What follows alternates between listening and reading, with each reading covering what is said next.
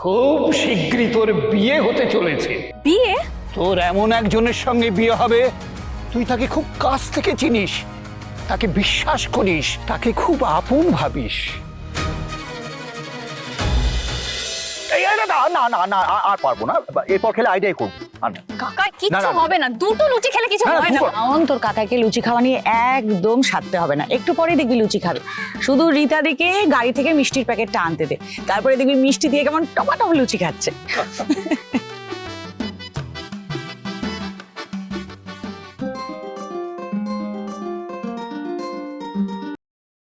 হ্যাঁ শ্রীপর্ণা, বলো।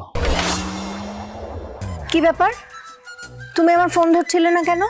আমি তো তোমাকে ফোন করছিলাম যে তুমি কিছু খেয়েছো কিনা, সেই কখন বেরিয়েছো। শোনো না, বলছি মাঝ রাস্তায় দাঁড়িয়ে একটু খাবার খেয়ে নিও, হ্যাঁ? অনিয়ম করো না, নাহলে তো তোমারই শরীরটা খারাপ করবে। বলো। হ্যাঁ শ্রীপর্ণা, আমরা খাওয়ার জন্যই এখন দাঁড়িয়েছি একটা জায়গায়। কখন খাচ্ছে, কি করছে, সব আপডেট দিতে হবে ওই শ্রীপর্ণাকে। তুই যখন দরদ, তাহলে ওই লেজুরকে সঙ্গে করে নিয়ে এলেই পারতো। আচ্ছা বলছিলাম, বৃষ্টি, দিদি, তিতলি সব ঠিক আছে তো? বৃষ্টির পেটে ব্যথা কমেছে তো? হ্যাঁ হ্যাঁ হ্যাঁ, বৃষ্টির পেটে ব্যথা কমে গেছে, বাড়ির সবাই ঠিক আছে, আর আমি তো আছি ওদের খেয়াল রাখার জন্য, তুমি একদম চিন্তা করো না। হ্যাঁ আচ্ছা ঠিক আছে, বলছিলাম কোনো দরকার হলে তুমি আমাকে ফোন করো, আমার ফোন সব সময় খোলা আছে।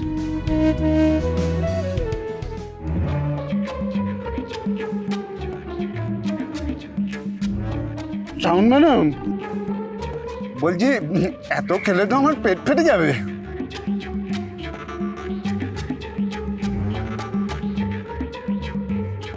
Sorry sorry.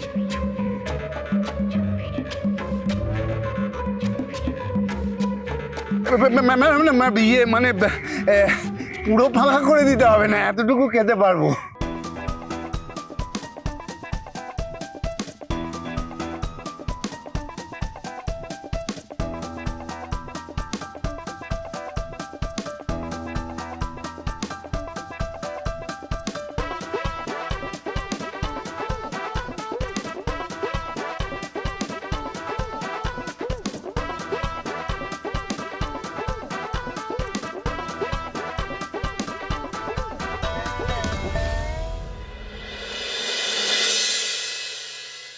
হ্যাঁ হ্যাঁ বললাম তো, আমি একদম ঠিক আছি। সে এখন ঠিক আছো, কিন্তু গাড়িতে যেতে যেতে তোমার যদি গা গুলোয়, তাহলে না তুমি একটা কাজ করো, ওই চকলেট খেও, নইলে লেবুও খেতে পারো, আর লেবু লজেন্স হয় না, ওটাও কিন্তু খেতে পারো, ওটা কিন্তু খুব ভালো কাজে দেয়, বুঝলে? আচ্ছা ঠিক আছে, আমি সব খেয়ে নেব, এখন আমি রাখলাম, টাটা। ফোন রাখার নাম নেই, তখন থেকে কথা বলেই যাচ্ছে তো বলেই যাচ্ছে তো।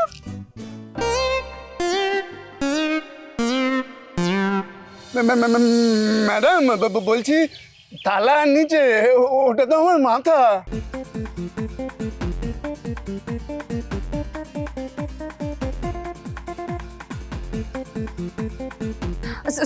Sorry sorry, I am very sorry, আমার হাতটা ডিসব্যালেন্স হয়ে পড়ে গেছে। না না ঠিক আছে ঠিক আছে, রোজই তো থালা থেকে খাই, আজ না হয় একটু অন্যরকম করে খেলাম, মাথা থেকে খেলাম।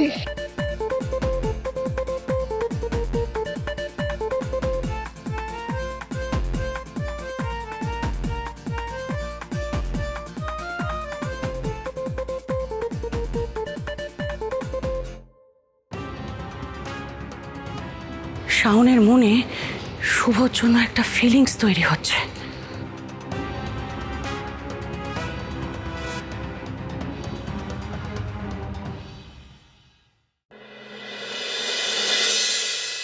আর কতক্ষণ লাগবে শুভ? একটু সময় তো লাগবে ম্যাডাম, আসলে এমন সময় টায়ারটা পাঞ্চার হলো না, আর এইদিকে স্টেপনিটাও খারাপ হয়ে পড়ে রয়েছে। ওরা তো সবাই আরেকটা গাড়ি নিয়ে চলে গেল, পড়ে রইলাম আমরা তিনজন।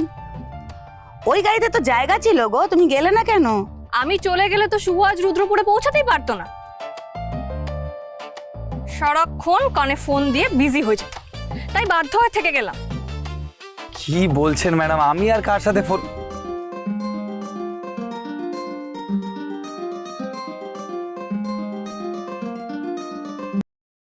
হ্যাঁ শ্রীপর্ণা বলো। কি করলেন ম্যাডাম? বেশ করেছি, এখন কারোর সাথে ফোনে কথা বলা যাবে না। আগে আমাদের রুদ্রপুর যাওয়ার একটা ব্যবস্থা করো, তারপর যার সাথে ইচ্ছে কথা বলে যাও। বলছিলাম যে টায়ার চেঞ্জ করতে হবে, তাই তো? চলুন, আমি আপনার সঙ্গে গিয়ে মেকানিকের টায়ারের ব্যবস্থা করছি, চলুন। না না না, তুমি ওর সঙ্গে কোথাও যাবে না। তুমি গেলে তো আবার ফোনে বিজি হয়ে যাবে, আসার আর নামই নেবে না। তুমি এখানে ওয়েট করো, তুমি আমার সঙ্গে চলো, আমরা মেকানিক আর টায়ার সবই নিয়ে আসছি একসঙ্গে। চলো চলো চলো চলো।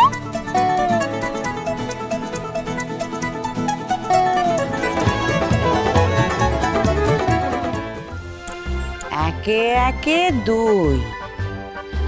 জোড়া শালিক উড়ে গেল আর পড়ে রইলি তুই। না, ওদেরকে একা তো ছাড়া যাবে না। একা ছাড়লে হাঁড়ির খবরটা পাবি কোত্থেকে বিমলা? চল। শাওন ম্যাডাম কোথায় চলে গেলেন? সারাক্ষণ শুধু ফোন ফোন ফোন আর ফোন, কল এসেই যাচ্ছে আর উনিও রিসিভ করে যাচ্ছেন। এত যখন ফোনে কথা বলার ইচ্ছা তাহলে এলো কেন? বাড়িতেই বসে থাকতে পারতো ওনার শ্রীপর্ণার সাথে।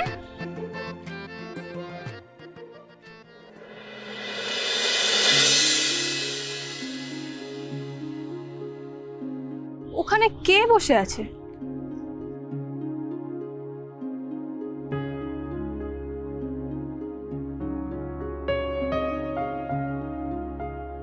তোর মনে অনেক প্রশ্ন ভিড় করে আছে, তাই না রে মা? বস,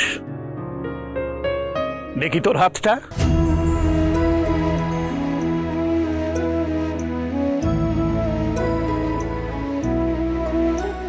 শাওন ম্যাডাম কোথায় চলে গেলেন? ফোনটাও নিয়ে চলে গেলেন, না ওনাকে ফোন করতে পারছি না খুঁজে পাচ্ছি। শাওন ম্যাডামও না সত্যি এইভাবে অচেনা জায়গায় কেউ না বলে এদিক ওদিক চলে যায়।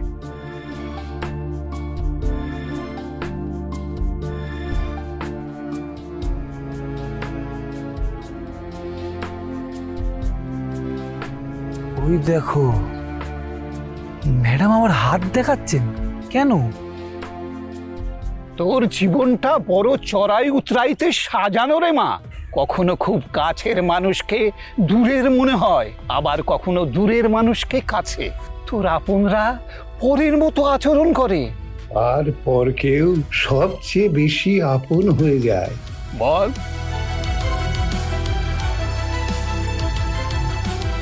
তবে তোর হাতে রেখা বলছে তোর জীবনের সব হিসেব খুব দ্রুত বদলাতে চলেছে। খুব শীঘ্রই তোর বিয়ে হতে চলেছে। বিয়ে? হ্যাঁ, বিয়ে। তোর এমন একজনের সঙ্গে বিয়ে হবে, তুই তাকে খুব কাছ থেকে চিনিস, তাকে বিশ্বাস করিস, তাকে খুব আপন ভাবিস।